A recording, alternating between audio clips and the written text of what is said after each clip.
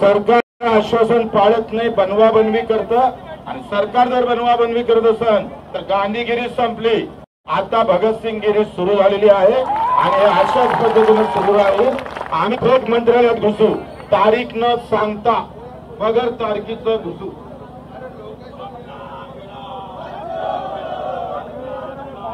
समितीचा काही फरक नाही.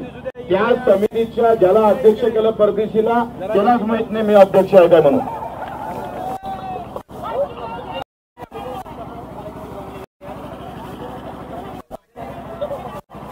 पुढचा आता भगतसिंग आठवण पार्टू होईल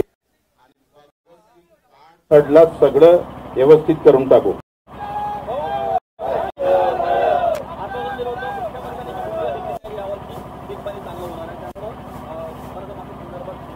पीक पाणी चांगलं झालं तर ज्वारी 1500 रुपयात विकावं लागले, सोयाबीन 3,400 रुपयात विकावं लागले. पीक चांगलं झालं, तुरीचे भाव 2,000 कमी झाले. हे मुख्यमंत्र्याला माहित नाही. पीक पिकून नाही, उत्पन्न आलं पाहिजे ना.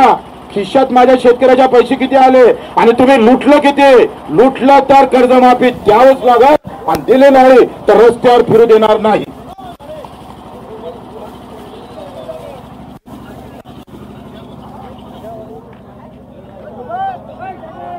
आता इथून चांदूर बाजार, अमरावती, संभाजीनगर, नांदेड, लातूर.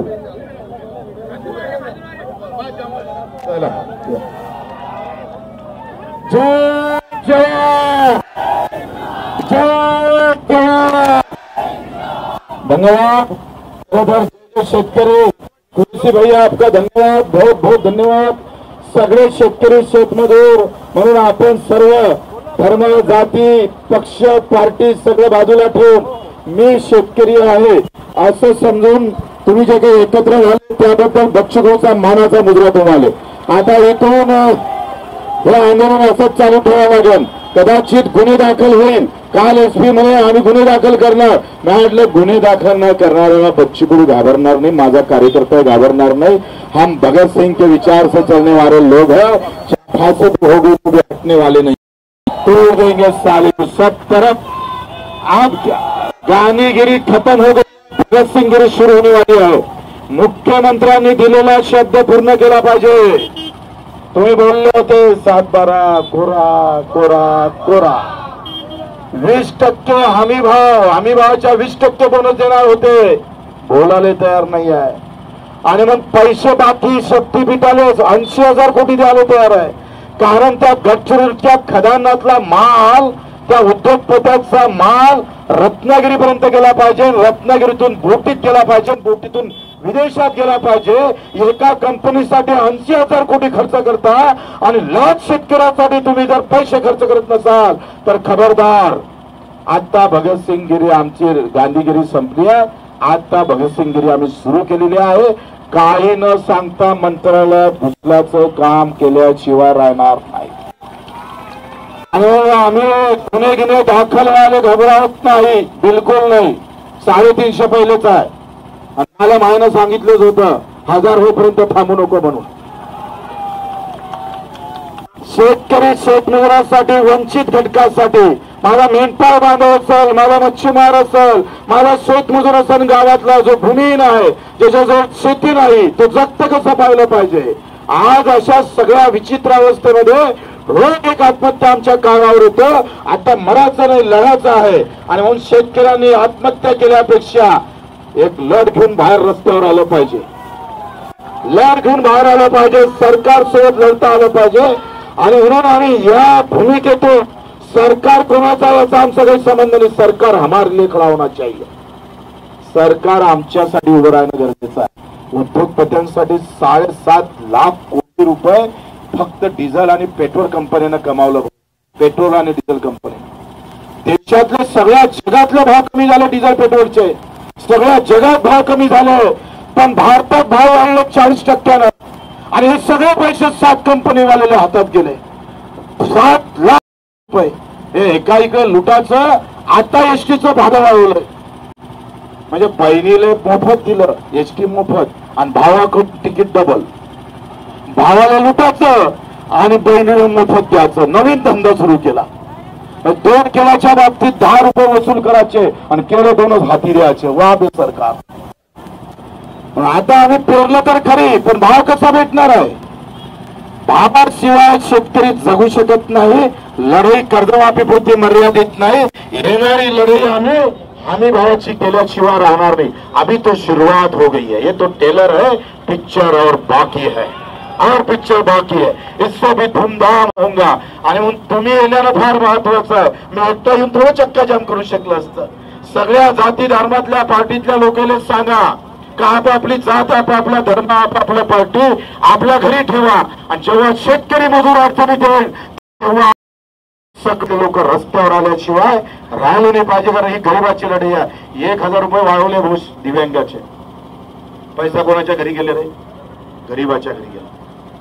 आपण नहीं लड़ते थे तो फिर 1000 रुपये मिलता था हमारे दिव्यांग भाई. जिले 2 पाय नाही, हात नाही, डोळा नाही, चलता येत नाही, बोलता येत नाही, त्या दिव्यांगासाठी आंदोलन करावं लागतं. ही अवस्था आहे, हे रामराज्य आहे, हे शिवराज्य आहे का? आज रमी खेडू खेडू आमचा गाव खेड्यातला शेतकरी पाय घासून घासून मेला. इथं थांबला नाही तर कृषी मंत्री सभागृहात रमी खेळतोय. आता काय राहिलं शिल्लक?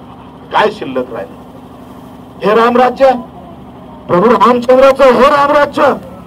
आणि तुमचा मंत्री विधान परिषद मध्ये रमी खेळताय. काय संदेश द्यायचा आहे? भारतरत्न सचिन तेंडुलकर रमीची जाहिरात करताय. कसलं भारतरत्न?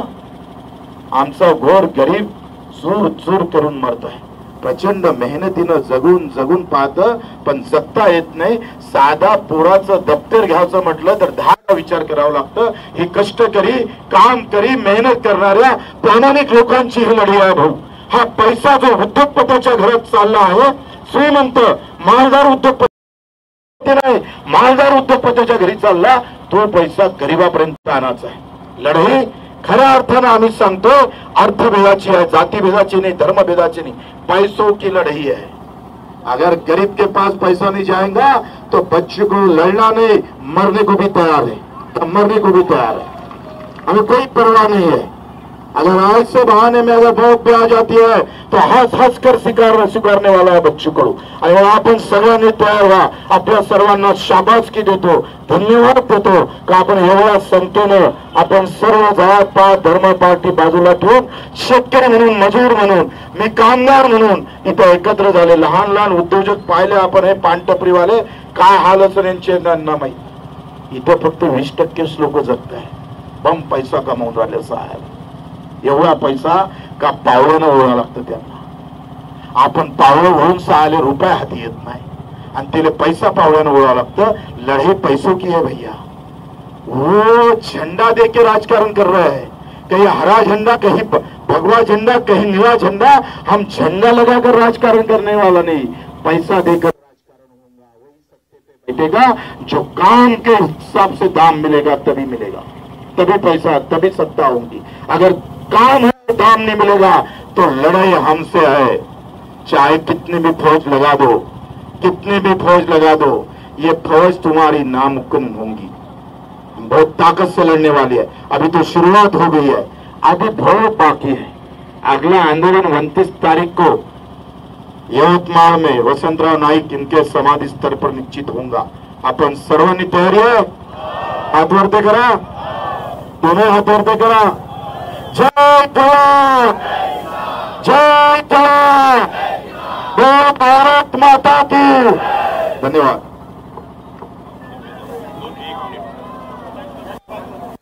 बाजू जा थोड़ा.